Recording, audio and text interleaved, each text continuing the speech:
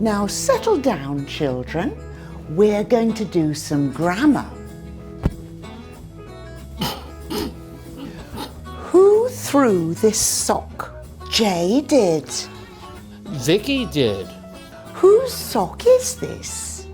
It belongs to him, miss. Hi everyone, I'm Vicky and I'm British. And I'm Jay and I'm American. Today we're looking at who, whose, and whose. It's pretty easy. You're going to get this very quickly. You just saw an example of who. Who threw this sock? Jay did. Vicky did. Who is a pronoun that we use to ask questions. It means what person. You saw an example of whose too. Whose sock is this? It belongs to him, miss. We use whose to ask who something belongs to. It could be a physical thing or something abstract. This design is terrible. Whose idea was it? Mine. Don't you like it?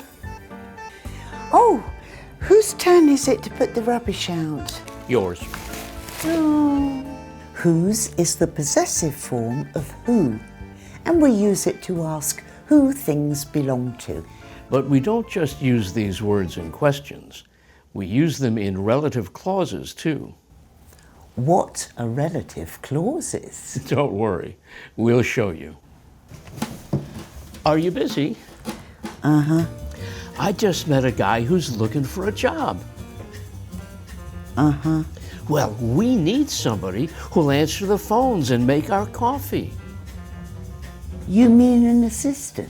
Yes, we need somebody whose job it is to take care of us.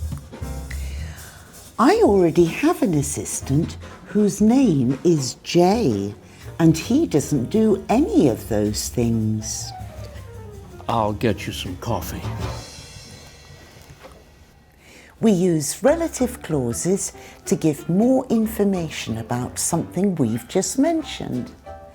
The relative clauses here all begin with who or whose. Just like before, we use who to talk about a person and whose to talk about possession. And that's how we use who and whose. It's very straightforward. Yes, but there's a mistake my students sometimes make. They get whose muddled up with the contraction for who is and who has. Oh yes, native speakers sometimes do that too. Whose, whose. They sound the same. Yes, so it doesn't matter if you muddle them up if you're speaking, but it is a problem if you're writing. It's confusing because the apostrophe S can indicate a possessive form. Like, this is Jay's coffee. No, this is Vicky's coffee. That's yours. But it can be confusing. To make most nouns possessive, we add apostrophe S. But we don't do that with who. The possessive form of who is whose. If we write whose with an apostrophe, we're writing the contraction of who is or who has. The apostrophe replaces the missing letters. So have you got it? Let's have a quiz, and you can check and see. Good idea. Do you know whose car this is?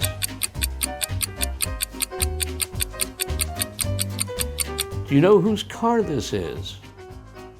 Who's eaten all the cookies?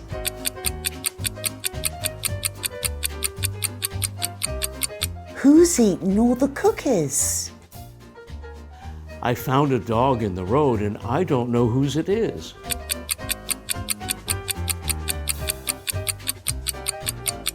I found a dog in the road and I don't know whose it is. Who's calling, please?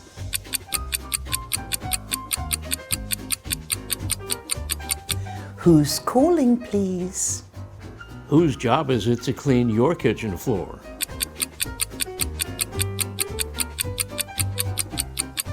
Whose job is it to clean your kitchen floor? Whose idea was it to turn the heating down?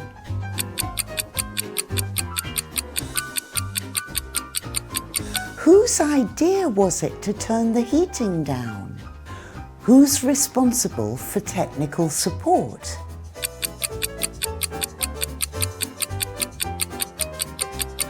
Who's responsible for technical support? Anyone who's been to Rio will tell you it's beautiful.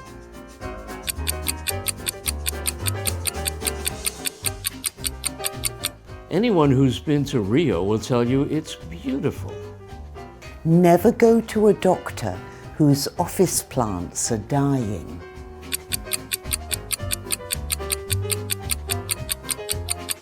Never go to a doctor whose office plants are dying. Knock, knock. Who's there? Spell. Spell who? W-H-O.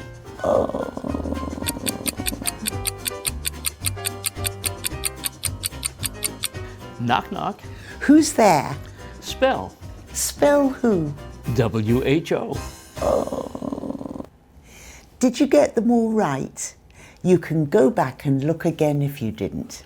Now, there's another form of who that we've been asked about. Ah, yes.